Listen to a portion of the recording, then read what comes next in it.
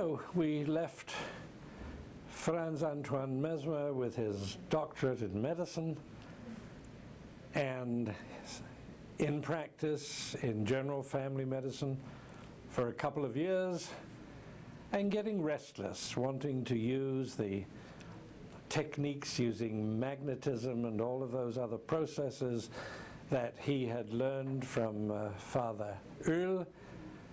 And finally he made that break and his restlessness got the better of him and he began to practice a form of Father Earl's therapy.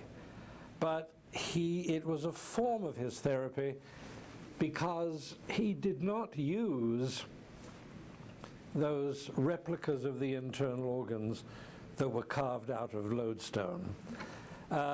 He formalized his theory in the following way.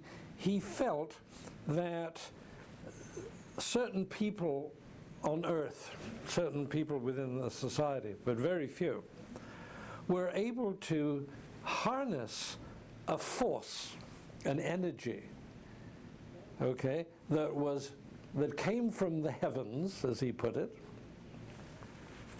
and that this energy was directed towards Earth, and that certain people were able to harness this, to take it in, and then transmit it to other people to affect their welfare and their health. So from these replicas of Father Earl, of all the internal organs of the body, his take on the whole thing was that we didn't need those.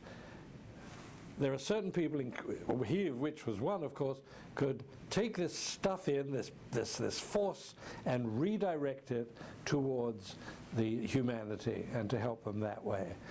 And it's rather interesting because as that theory became accepted, and very much by the upper crust of the society of Vienna, we get a few physical movements in our field that people still mistakenly think are hypnotic. For example, you know, he took this force in, claimed that he could then transmit it. How was he going to transmit it?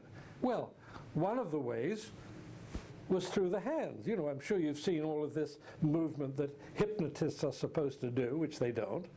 Okay? So he was projecting this force through his fingers and through his hands.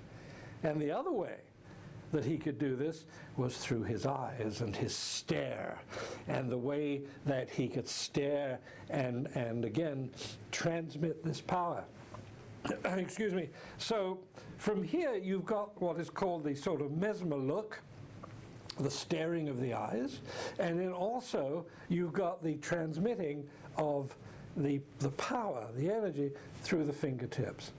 And you know, that stuck because most people today who are not in the know feel that hypnotists have glaring eyes and that they use their hands in all sorts of funny ways to zap people. You know, that's a modern misconception. But Mesmer